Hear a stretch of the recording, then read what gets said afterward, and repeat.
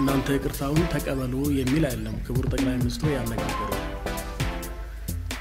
የሚያቀራረቧቸው ሽማግሌዎች የምትቀራረቡበት ቦታ ትራደሩበት ነጥብ የምታወጡ እናንተ ናችሁ ነገር ግን ለመቀራረብ ለመነጋገር ፈቃደኛ ሁኑ ነው ፈቃደኞች ነው Yoya kam jirtu naga jirtu hordoftota keenya nageenya keenya bakka jirtan isin aga qabu jenneera video kan immoo nama ammalaaltan kana sababa malee isin garsiisne nama agartanis Faantuu Damisoo kan immoo haadha mana gooticha keenya kabajamaa artist Hacaaluu Hundeessaa jechuudha yookaan immoo maqaa Haceen waamuun kiyyaa jechuudha sababa malee qabannee isiniif hin dhufne akkuma beekamu Oromoo ko maay kana fi kun yeroo dheeraadhaaf dhifama yeroo dheeraadhaaf ummanni Booranaa yookaan immoo sabni keenya Booranaa hedduu beela fi rakkoodhaan hedduu akka irramaa jiru yeroo garagaraatti dubbataa turre ammallee ka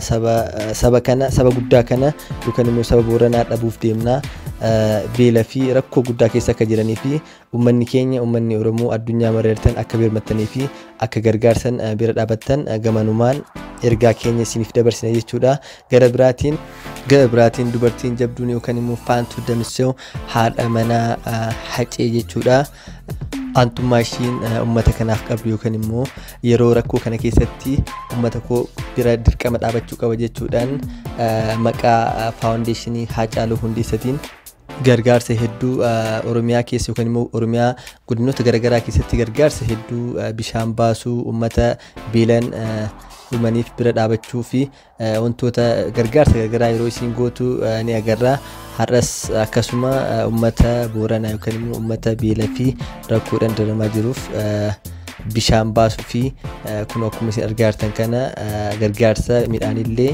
gootee jirti jechuudha itti dabaluunis dhaamsi isiin ummata Oromootiif illee dabarsite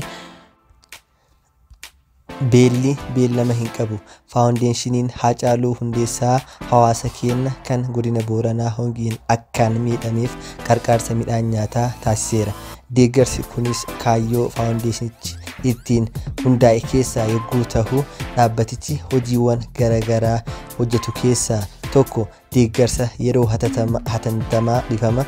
hatantamaa hawaasaaf qaqqabsiisuudha innis jaalattoonni Hacee hojii jaarmiyaa kun hojjetu bira akka dhaabbatan waamicha goona kana malees ummanni keenya biyya keessa fi alaa jirtan hawaasa keenya bona hamaa kanaan miidhameef karaa dandeessan hundaan akka gargaartan dhaamsa dabarsine jechuudhaan Faantuu Damisoo yookaan immoo haadha warraa nama kabajamaa Hacaaluu Hundeessaa dhaamsi dabarsite jechuudha itti dabaluunis ummata ishii yookaan immoo abbootii amantaa fi ummata bal'aa jaarsolii biyya irraa eebba fudhachuudhaan gara biyya ishiitti deebite jechuudha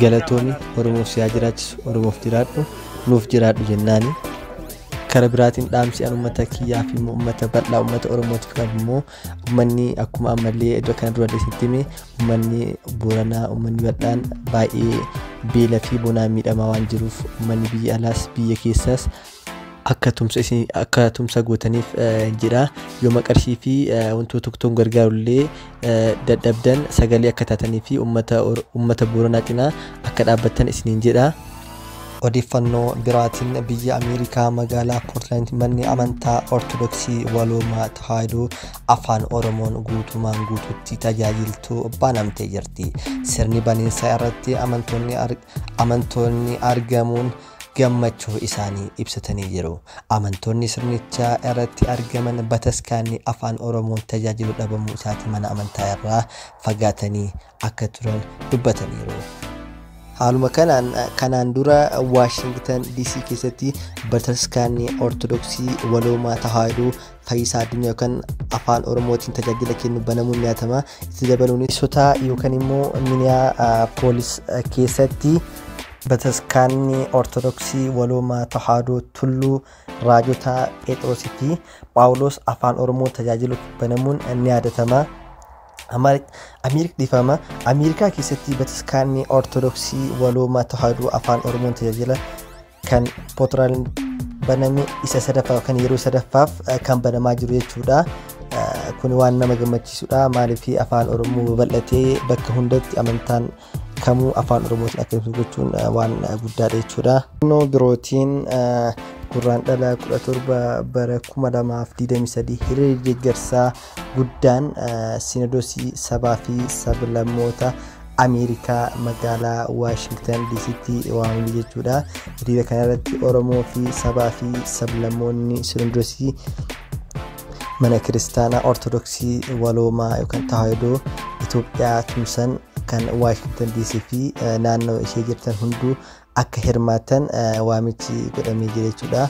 Ameerikaatti hiriirri deeggarsaa wal fakkaatan gaafa Guraandhala 17 yookaan immoo Febraarii 17 bara 2023 akka lakkoofsa Awurooppaatti ministeera haajaa alaa Ameerikaa fuulduratti yookaan White House fuuldura jechuudha qophaa'aa jedhanii gaggeessan koree qindeessituu Sinodosii haaraa kan Ameerikaa kaaba lub Saamu'eel Jabeessaa ibsanii jira jechuudha. Hiriirri deeggarsaa wal fakkaatan Ameerikaa Minnesotaattis akkasumas biyyoota Awurooppaa garaagaraattis taasifamuuf karoorri kaa'amaa jira jechuudha.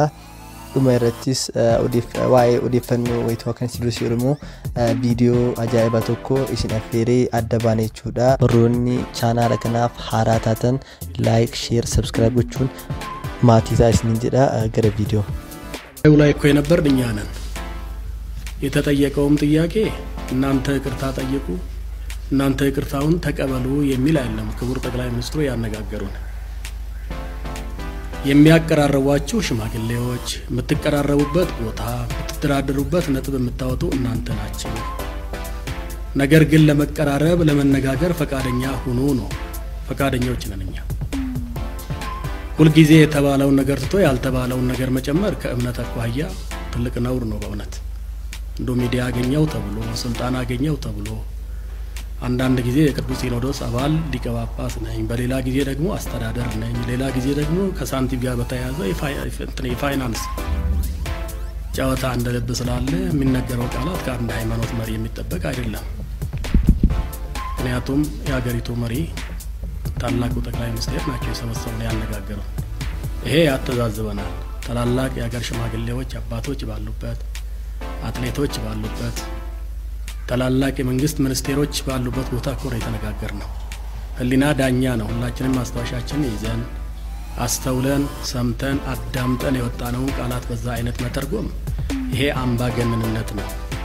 በሃይማኖት ነገር ላይ አይጨመርም አይቀነስም። መንፈስ ቅዱስ ምስክሬ ነው እየተባለ ነው የሚነገረው። ስለዚህ የተባለውን ሳያገናዝቡ ወይንም ደግሞ በማናለብኝነት የተነገረ ቃላት እንጂ በዛ መልኩ አይደለም የተነገረው። የመጨረሻ ጥያቄ ላንሳና እንግዲህ አሁን የተሰጠው 4 ቀን የሚሆን